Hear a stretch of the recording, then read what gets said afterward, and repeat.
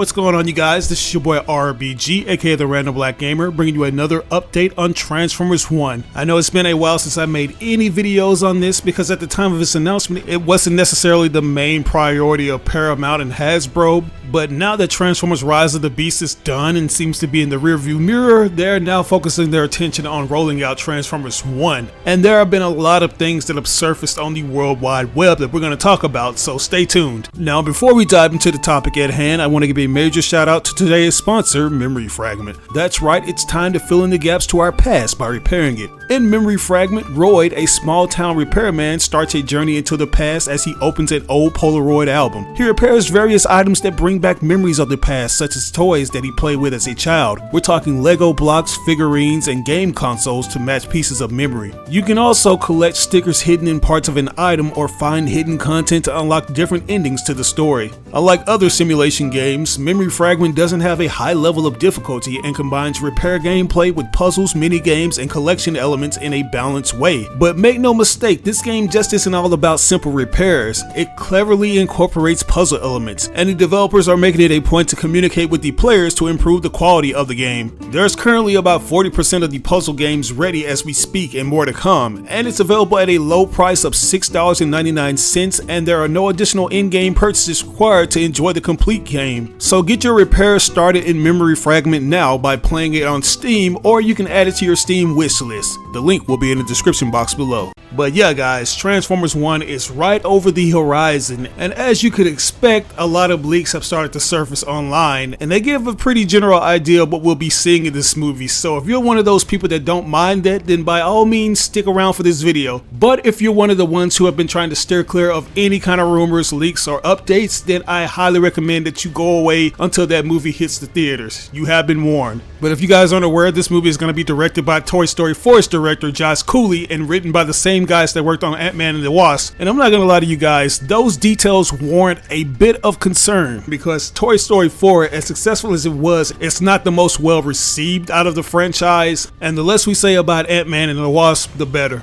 I'm hoping that these guys have done their homework in terms of making the Transformers movies because I kind of want to see something different from the usual stuff we get with the live action movies. This is a chance for them to actually let their creative juices flow and give us something that's original for a change. And based on the certain leaks that we've been getting, they may have just done that. A couple weeks ago, it was reported that Hasbro and Paramount were doing these screenings for the movie, and based on the reception, it seems to be a positive one. And I know some of you guys are confused because it seems like we're not that far off from the release date of Transformers 1, so a screening at this time of the year is a little late in the game, but they always do this, especially when it comes to the Transformers movies, because they want to get their finger on the pulse of what people like, just so I can figure out if they're going to go in and change anything or just leave it as is. This was also done for Bumblebee years back, and that movie initially was going to serve as a prequel to the 2007 movie and bridge the gap between Bumblebee's World War II adventures in The Last Knights, where it was going to start off with Bumblebee saying that the humans were now hunting him despite him serving them and protecting them for years since World War II. But the idea was ultimately scrapped due to the low performing box office sales for Transformers The Last Knight, not to mention that the viewers who saw that screening for Bumblebee weren't too high on it, so Paramount and Hasbro went in a different direction and tried to prepare for a different future for the movies going forward. That's why we got that awesome Cybertron scene at the beginning of Bumblebee. Like, that wasn't originally going to be there. That's just something that they decided to do as a course correction. And if you ask me, it turned out for the best. Like, that's arguably one of the best parts of Bumblebee, just seeing that world of Cybertron come to life and a better visual representation of it as opposed to the hexagon riddled parts that we got up in the Bayformers. It's no secret at this point that fans just want to see Cybertron up close and personal just so they can get a better perspective of this world. But anyways, before we go into detail on these screenings, I want to talk about a teaser that was shown off in China because that was something that a lot of people were talking about back in October. But since it was simply just that, a teaser, a lot of details were kind of left out. Many assumed that it was going to revolve around this particular plot device or MacGuffin, but that's just one of many things that are going to be into this movie, so don't be alarmed by that. The translations kind of surmise what we had already heard about this movie, how it's expected to revolve around the hate and rivalry between Optimus Prime and Megatron, and it's also going to feature Bumblebee be an Elita 1, but the new thing revolved around the transformation cog and how they were going to go on this journey to obtain it. And that's where a lot of fans were divisive on, you know, because when it comes to the transformation cog, it isn't anything major to the Transformers. Like, we know it's what they utilize in order to obtain these different vehicle forms and transform into them, but it's not anything worth writing home about in terms of it being a plot device. So a lot of fans just waved this movie off after they heard that, but the leaker failed to mention that that's just a small part of the story. The way that you're going to be utilizing the transformation cog is to further flesh out these characters. Like, I think we often forget that the actual alt modes themselves kind of make up the personalities of the Transformers. Like, for every hothead like Hot Shot and Hot Rod, they have a sports vehicle alt mode attached to them. Or for every powerhouse like Optimus Prime and Megatron, there's going to be like a tank or a diesel truck. And as the leak suggests, there's going to be a little bit of emphasis put on that. The leaker says that initially the characters will all have hollow spaces in their chests, but as you'd expect, once they obtain the transformation cog, their visuals will change as well, and they'll continue to evolve over time as the movie progresses. So we're essentially going to be getting character development from a physical as well as a mental level, because each character, they're going to develop more into the characters we know, and the vehicle forms are going to be an extension of their personality. Apparently, it's also going to take on this comedic aspect, like when they initially gain their transformation abilities, the characters are going to transform into these humorous and bizarre shapes, and I think that's absolutely genius, because we never ask how these characters acquire their Cybertronian alt modes. We know how they do it on Earth, since the only thing they have to do is look at the device, but how are they able to do this when they're on their planet? Do they have vehicles already available to scan, or do they just kind of manifest those vehicles based on what they think they should have? So I am very much looking forward to seeing how they tackle that. Like, overall, it's going to be very interesting seeing how the Cybertronians evolve as a society before the Great War kicked off. Anyways, besides their usual candidates such as Optimus Prime, Megatron, and Bumblebee appearing, we're also going to see the likes of Shockwave, Soundwave, and Starscream appear, and apparently they're not going to be aligned to any kind of group. They're going to all be neutral, and some of them are going to be friends with the Autobots. So far, we have Chris Hemsworth voicing Optimus Prime, Brian Tyree Henry as Megatron, Scarlett Johansson as Elita 1, Keegan-Michael Key as Bumblebee, John Hamm as Sentinel Prime, and Lawrence Fishburne as Alpha Trion. And now it seems like we may have the voice actor for Starscream, which is rumored to be Tom Kenny, who you guys may recognize as SpongeBob. And if you guys are a big TF fan like me, then you already know Tom is no stranger when it comes to this franchise. He actually has been voicing a lot of characters in it on the TV and movie side of things. He's voiced Skids from Transformers Revenge of the Fallen as well as Willy, but one of his most popular performances would have to be that of Starscream from Transformers Animated. And I, for one, am excited about this, guys. I feel like this is a return to true form for him, and I can't wait to see what direction they take this in. Are they going to actually mimic what he did in Transformers Animated, or will they try to replicate the performance of the original G1 voice actor that passed away all those years ago? It's anyone's guess, but yeah, man, I'm very excited about this. Tom is a phenomenal voice actor, and he has a lot of range. He has more range than people give him credit for.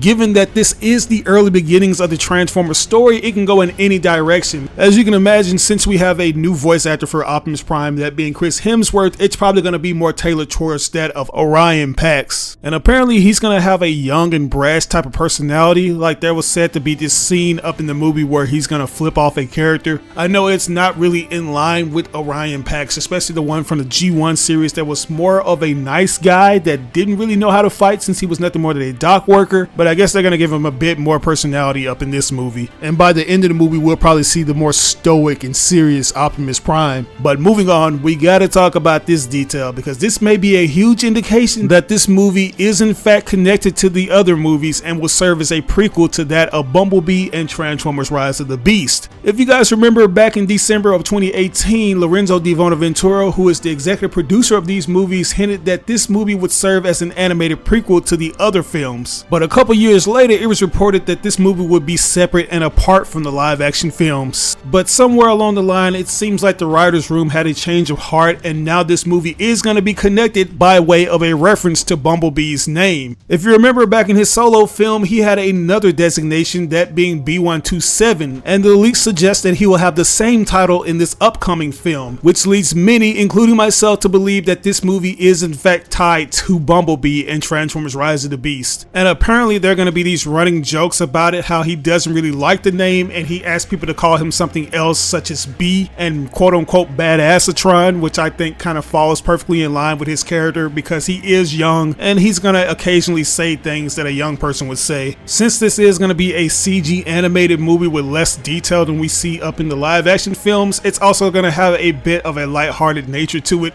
but it's not necessarily gonna shy away from some darker elements because the war is right over the horizon for this. Like, we know that Optimus and Megatron are gonna have a falling out, and we're gonna see Megatron's descent into darkness. Anyways, I'm pretty sure you're all wondering what exactly are these characters gonna look like, because we haven't really seen a good picture of them. The only thing we've gotten are silhouettes of Orion Pax, Megatron, Elita, and Bumblebee. So many are wondering how they're gonna look. Are they gonna be highly detailed? Are they gonna have a little bit of detail? Or are they gonna be something on the same level as Transformers Earthspark? Well, according to TF Hype Guy, they're actually going to be this hybrid mixture of the Fall of Cybertron teaser we got all those years ago and Transformers Prime, which makes it seem like it's going to be a successor of the aligned continuity. And if this is true, then I am very satisfied, man. Like, I can't wait to see what they're going to look like for myself, because Transformers Fall of Cybertron had some of the best cinematic trailers. I remember when those trailers dropped, there were a lot of fans asking why we couldn't get that in the movies as opposed to what we got. And I feel like we have, because as I said, the opening sequence of Bumblebee is basically the movie version of War 4 and Fall of Cybertron. Since they mentioned Transformers Prime, I'm under the impression that they'll have a smoother look, slightly smooth with more expressive faces, because that's what TFP actually had. Like, even though it was said that they took place in the same universe or continuity as Transformers War for Cybertron and Fall of Cybertron, they look vastly different. But I like the idea of these designs meeting somewhere in the middle. You guys have heard me say this before, but when it comes to these CG animated projects, the designers are taking a lot of creative risks to make their movies stand out, and I think that's largely accredited to projects like the Into the Spider-Verse series and Arcane. And as one leaker suggested, it might take some getting used to for everyone. They say that they've never seen character designs quite like these, so they are somewhat unique. For example, Alpha Trion is said to appear with a mixture of stone and vegetation on his body, which kind of emphasizes his age, right? Because as we know, Alpha Trion is one of the oldest Cybertronian beings in existence, so we're going to see certain traits be punctuated on in this movie with characters such as Jazz,